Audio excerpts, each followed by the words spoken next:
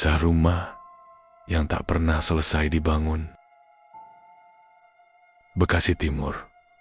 Di pinggiran jalan raya yang mulai sepi selepas maghrib, berdiri sebuah rumah besar tanpa penghuni. Dindingnya hanya setengah diplester, sebagian atapnya ditutup terpal robek, dan papan proyeknya masih menempel di pagar depan. Meski catnya sudah luntur dimakan hujan, tulisan di papan itu masih bisa dibaca samar. Pembangunan rumah milik Ibu Ratna. Tahun 2003, 22 tahun lalu.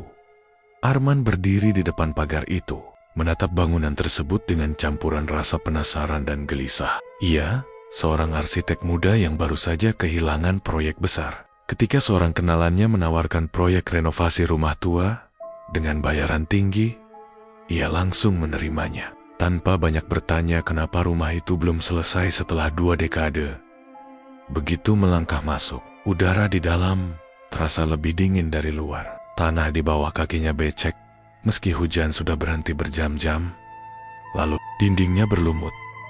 Tapi yang membuat Arman merinding adalah bau, campuran anyir, dan karat besi. Seperti darah yang baru mengering, ia menyalakan senter. Berjalan menyusuri ruang depan. Banyak karung semen yang masih tertutup rapi. Tapi di antara tumpukan itu, ada satu karung yang basah. Dan warnanya bukan abu-abu seperti semen biasa, melainkan merah kecoklatan. Arman menunduk, menekan jarinya ke permukaan yang lembek itu. Ketika jarinya terangkat, cairan kental menetes dari ujung kuku. Seperti darah, mungkin cuma karat. Gumamnya pelan, berusaha menenangkan diri. Tapi ketika ia menoleh ke arah lain, matanya tertuju pada bekas galian di pojok ruangan. Di sana, fondasi bawah tanah terlihat terbuka, seperti seseorang pernah mencoba menggali sesuatu dari bawah lantai. Ia menyorotkan senter ke dalam lubang itu. Di antara tumpukan batu dan pasir, ada bekas semen tua yang warnanya jauh lebih gelap dari sekelilingnya. Arman mengetuknya dengan gagang palu. Suaranya aneh, tidak padat seperti beton, melainkan kosong, seperti ada ruang di bawahnya. Dan tepat ketika ia hendak menunduk lebih dekat, terdengar bunyi ketukan pelan dari dalam lantai. Tok, tok, tok. 3 kali, berirama lambat, seperti seseorang mengetuk dari bawah. Arman menelan ludah. Ia mematikan senter, menunggu beberapa detik. Ketukan itu berhenti. Namun dari arah tembok belakang, terdengar bunyi lain. Gemerisik tanah yang bergeser. Ia melangkah mundur perlahan, lalu kakinya tersandung sesuatu. Papan kayu panjang yang separuh terkubur di lantai. Ia memungutnya dan melihat di ujung papan itu sebuah paku besar, berkarat, dengan rambut manusia yang melilit di sekitarnya. Rambut hitam, masih lembab. Jantung Arman berdetak cepat. Ia menatap sekeliling ruangan itu, merasa seperti sedang diawasi. Bayangan di dinding bergerak pelan, seolah ada seseorang berdiri di belakangnya. Dan saat ia menatap kembali ke lantai, tempat paku itu berasal, tanah di sana mulai retak sedikit, seperti sedang bernapas. Angin dingin berhembus dari sela-sela dinding. Dalam hembusan itu, samar-samar Arman mendengar bisikan lirih. Suara perempuan, "Jangan, bangunkan aku." Keesokan paginya, Arman datang lagi ke rumah itu. Udara masih terasa lembab, dan bekas hujan malam tadi membuat halaman depan berubah jadi lumpur tebal. Paku berkarat yang semalam ia temukan, kini sudah disimpan di dalam kantong plastik. Ingin ia periksa nanti. Namun yang membuatnya heran, bekas retakan di lantai semalam sudah tertutup, rapi, seperti tak pernah ada apapun di sana. Untuk melanjutkan proyek, Arman mempekerjakan 5 tukang bangunan dari daerah sekitar. Mereka tampak ragu-ragu saat mendengar alamat rumah itu. "Pak, ini rumah Ratna ya?" tanya salah satu dari mereka. Arman mengerutkan dahi. "Iya." "Memangnya kenapa?" Laki-laki itu menelan ludah, lalu menjawab pelan. "Dulu banyak pekerja yang hilang, Pak. Katanya rumah ini menolak diselesaikan." Arman hanya tersenyum. Itu cuma cerita orang kampung." Namun siang itu, Ketika para tukang mulai bekerja, suasana aneh mulai terasa. Di tengah suara palu dan bor listrik, terdengar samar suara orang mengaji, lembut, seperti dari radio tua. Padahal tak ada satupun alat pemutar suara di sana. "Pak, dengar nggak?" Salah satu tukang menatap Arman dengan wajah pucat. Arman diam, mencoba menajamkan telinga. Lantunan itu semakin jelas, datang dari arah dinding belakang, tempat fondasi berdarah semalam. Lirih, tapi berulang, surat Al-Fatihah, lalu tiba-tiba berhenti di tengah ayat terakhir. Sore, menjelang maghrib, seorang tukang yang bekerja di lantai 2 turun tergesa-gesa. Pak Arman, di atas ada orang. Orang siapa? Cewek, bajunya putih, berdiri di pojok. Tapi pas saya samperin, hilang. Arman naik ke atas, tapi tak ada siapapun. Padahal lantai 2 itu baru rangka besi.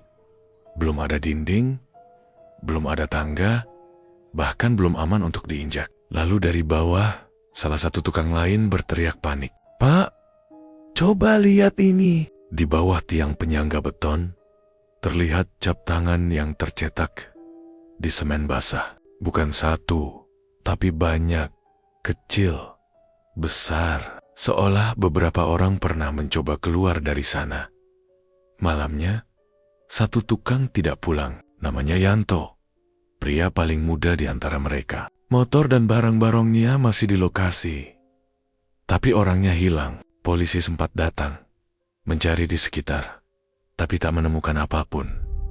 Beberapa hari kemudian, 2 tukang lain berhenti kerja. Mereka mengaku mendengar suara seseorang mengetuk dari dalam dinding, seperti minta tolong. Yang lain melihat bayangan seorang perempuan berjalan di lantai 2. Padahal tak ada siapapun di sana. Rumor mulai menyebar ke warga sekitar. Katanya, rumah itu dulu dibangun oleh seorang kontraktor yang mati di tempat yang sama. Mereka bilang tubuhnya tak pernah ditemukan karena dikorbankan ke dalam fondasi agar bangunan tak roboh. Arman tak percaya. Ia mencoba mengalihkan pikirannya dengan meninjau dokumen proyek lama yang disimpan di laci meja kerja tua. Namun di antara berkas kertas lusuh itu, ia menemukan sesuatu yang membuat darahnya berhenti mengalir sejenak. Sebuah catatan tangan dengan tinta merah yang sudah memudar. Tulisan itu hanya 1 kalimat, tapi membuat seluruh ruangan seakan bergetar. "Jangan dilanjutkan." Ia belam pergi. Angin bertiup pelan, meniup kertas itu hingga jatuh ke lantai. Dan di balik lembaran itu, ada foto lama, wajah seorang perempuan bergaun putih, berdiri di depan rumah yang sudah selesai dibangun. Padahal rumah itu sampai hari ini belum pernah rampung. 3 hari setelah Yanto menghilang, Arman tak bisa tidur dengan tenang. Setiap malam, ia mendengar suara ketukan dari bawah lantai. Kadang disertai suara samar, seperti seseorang mengaduk semen. Namun setiap kali ia menyalakan senter dan mencari sumbernya, suara itu berhenti, seolah tahu sedang diperhatikan. Ia memutuskan untuk meninjau ulang denah asli rumah tersebut. Blueprint lama yang ia terima dari pemilik sebelumnya sudah tampak kusam. Beberapa garisnya memudar. Namun saat Arman menggulungnya di meja kerja, alisnya berkerut dalam-dalam. Ada yang one tata ruang rumah itu tidak sesuai dengan bentuk yang ia lihat di lapangan. Jumlah kamar berbeda, ukuran halaman belakang lebih kecil dari yang seharusnya. Dan yang paling membingungkan, di tengah denah muncul ruangan kecil tanpa nama, berbentuk persegi panjang, seperti kamar tambahan. Tulisan tangan samar di bawahnya berbunyi, "Ruang penutup." Arman yakin ia belum pernah melihat ruangan itu. Ia mengambil pensil, menandai letaknya, lalu keesokan paginya mencoba mencarinya di rumah sebenarnya. Di bagian yang seharusnya menjadi ruang penutup, hanya ada dinding bata mentah. Namun anehnya, saat Arman menempelkan telapak tangannya di permukaan tembok itu, ia merasakan denyutan halus, seperti detak jantung. Semakin lama ia tempelkan, semakin kuat, sampai telapak tangannya terasa hangat. seolah menempel di kulit manusia. Ia mundur perlahan, mencoba berpikir rasional. Mungkin itu getaran dari alat berat di luar, pikirnya. Tapi tak ada siapapun bekerja hari itu. Semua tukang sudah berhenti, menolak kembali setelah Yanto hilang. Siang menjelang sore, Arman duduk sendirian di ruang tamu, menatap blueprint itu lagi. Dan kali ini denahnya berubah. Garis-garis baru muncul, menebal dengan sendirinya, seolah ada yang sedang menggambar dari dalam kertas. Kamar ruang penutup kini memiliki nama baru, kamar ibu. Keringat dingin menetes di pelipisnya. Arman membalik kertas itu, memastikan tidak ada tinta yang menembus dari belakang. Tidak ada, tapi dari pojok bawah denah muncul noda merah kecil. Noda yang basah. Ia menatapnya lama, lalu mengendus perlahan. Aroma besi, aroma darah.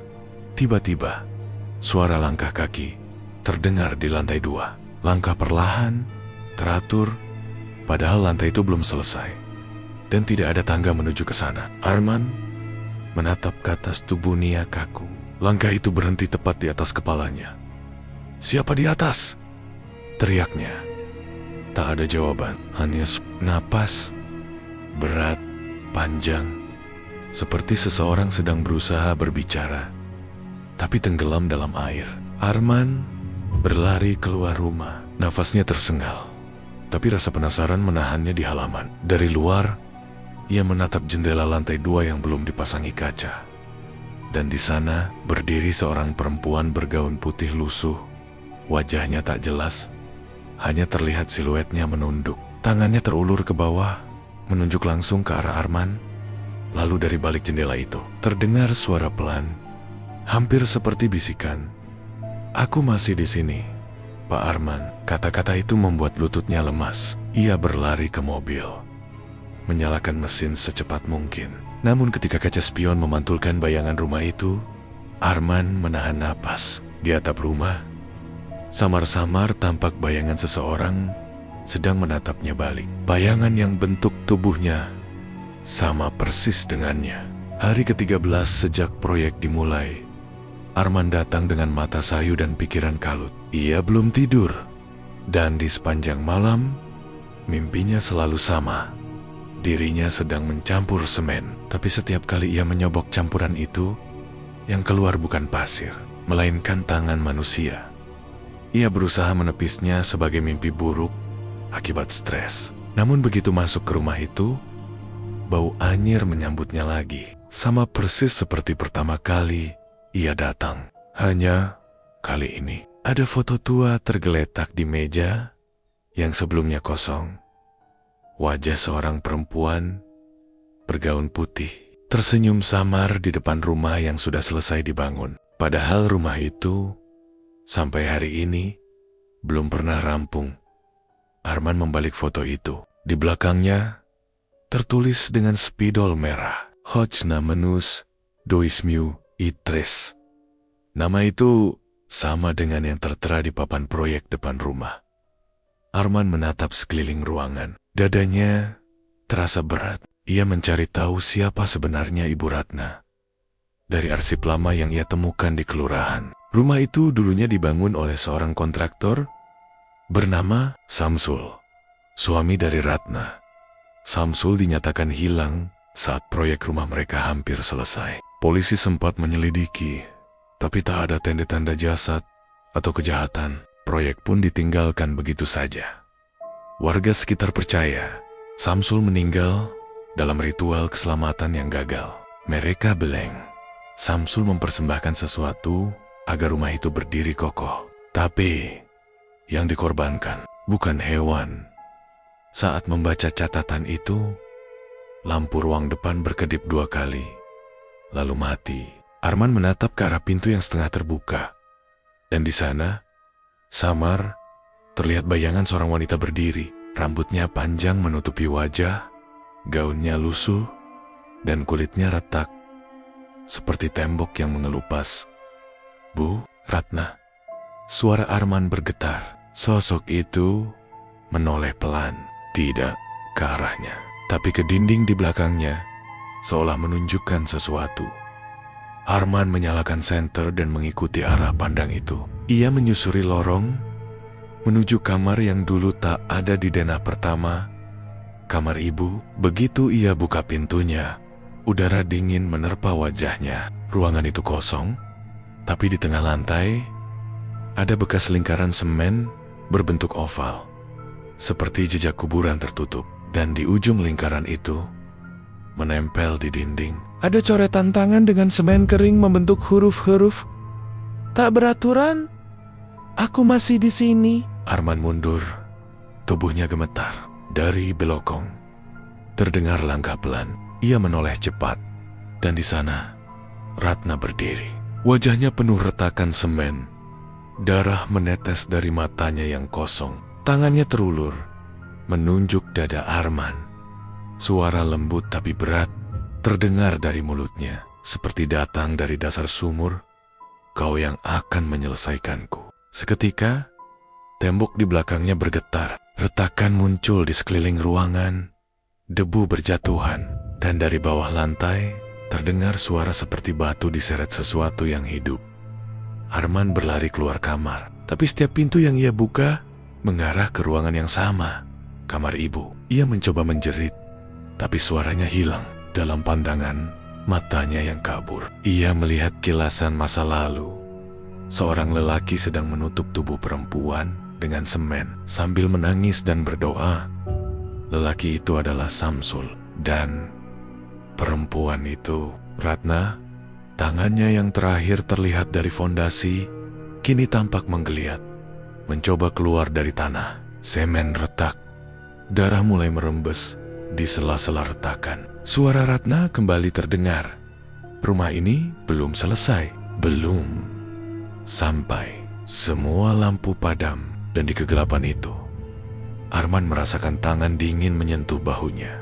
Tapi bukan satu, banyak. Puluhan tangan dari dalam dinding meraba, menarik, menyeretnya perlahan menuju lantai. Ia berteriak sekencang mungkin, tapi tak ada yang mendengar. Hujan turun deras malam itu. Petir menyambar berkali-kali, menerangi rumah besar di Bekasi Timur yang masih setengah jadi. Dari luar, tampak seperti bangunan biasa yang terbengkalai. Tapi di dalamnya, rumah itu hidup, bernapas, berdenyut. Arman berdiri di tengah ruang tamu dengan tubuh penuh lumpur dan debu semen. Matanya merah, wajahnya pucat, dan tangannya menggenggam blueprint rumah yang kini sudah penuh noda darah. Denahnya kembali berubah. Kali ini, di pojok kanan bawah, muncul satu ruangan baru. Tulisan di bawahnya jelas terbaca. Kamar Arman. Ia memandangi kata itu lama. Napasnya berat, lalu perlahan seluruh lampu padam, menyisakan cahaya kilat dari luar jendela. Dalam cahaya putih itu, ia melihat bayangan samar di setiap dinding. Bayangan para tukang yang hilang. Mereka berdiri diam, kepala menunduk, seolah sedang menunggu sesuatu. Arman mundur beberapa langkah. Setiap langkahnya menimbulkan suara aneh. Bukan suara lantai kayu, tapi seperti langkah di atas perut bumi yang lembek. Ia menatap lantai dan menyadari semen di bawah kakinya mulai bergerak, naik sedikit demi sedikit, seperti cairan hidup. Tidak, tidak besiknik. Ia berlari menuju pintu keluar. Namun ketika pintu itu dibuka, yang terlihat bukan halaman depan, melainkan ruang tamu yang sama. Ia mencoba pintu lain, dapur, kamar mandi, lorong, belakang, semuanya mengarah kembali ke tempat yang sama. Rumah itu berubah menjadi labirin. Setiap jendela menunjukkan pemandangan yang berbeda. Ada yang menampilkan halaman berlumpur, ada yang hanya memperlihatkan dinding bata dengan tenggen-tenggen mencakar dari dalam. Arman mulai kehilangan arah. Suara perempuan terdengar lagi, kini jelas dan lembut di telinganya. Kau sudah sejauh ini, Arman. Rumah ini hanya ingin diselesaikan. Ia menatap sekeliling, berputar mencari sumber suara. Ratna, apa yang kau mau dariku? Suara itu tertawa kecil, seperti gema di ruang kosong. Kau mau membangun rumah ini, bukan? Tapi fondasinya belum lengkap. Tiba-tiba, dinding di depannya retak besar, dan dari balik retakan itu keluar tangan berlumur semen. 1, 2, 3. Lalu puluhan mencakar udara, menarik diri mereka keluar dari dinding. Wajah-wajah tanpa mata muncul dari retakan itu, menatap Arman tanpa suara. Ia menjerit, berlari ke arah tangga darurat yang belum jadi. Namun, sebelum sempat mencapai anak tangga pertama, tanah di bawahnya berguncang keras. Lantai retak, terbuka seperti mulut raksasa, dan dari bawahnya muncul fondasi lama, semen merah tua, penuh tulang belulang manusia. Arman berusaha berpegangan di tepi lantai, tapi di bawah sana, sesuatu bergerak di antara tulang-tulang itu. Sosok Ratna, separuh tubuhnya tertutup semen, menatap ke atas dengan mata kosong. Sekarang rumah ini sudah lengkap, katanya pelan. Kau bagian terakhir. Tangan Ratna terulur, mencengkeram kaki Arman dengan kekuatan tak manusiawi. Ia berusaha melepaskan diri, tapi semen di bawah mulai melunak, menghisap tubuhnya perlahan. Satu persatu, bagian tubuhnya tenggelam, kaki, pinggang, dada, sampai akhirnya hanya wajahnya yang tersisa. Rumah ini tak akan pernah selesai. Ia berbisik lemah sebelum tenggelam seluruhnya ke dalam semen hidup itu. Hening, hujan di luar berhenti, dan rumah itu kembali diam. Keesokan paginya, warga sekitar mendapati rumah itu berubah. Atapnya kini lengkap, dindingnya kokoh, bahkan catnya tampak baru. Tak ada jejak lumpur, tak ada bekas kehancuran. Rama itu akhirnya selesai dibangun di ruang tamu. Di bawah lantai yang baru mengering, tertanam sebuah tulang punggung besar, jauh lebih panjang dari yang lain. Dan di atas meja, tergeletak blueprint baru bertanda tangan Arman Prasetyo. Denahnya sempurna, rapi, namun di pojok kanan bawah tercantum sebuah ruangan kecil dengan tulisan halus, "Kamar Arman, jangan dibuka." Dan cerita pun tamat.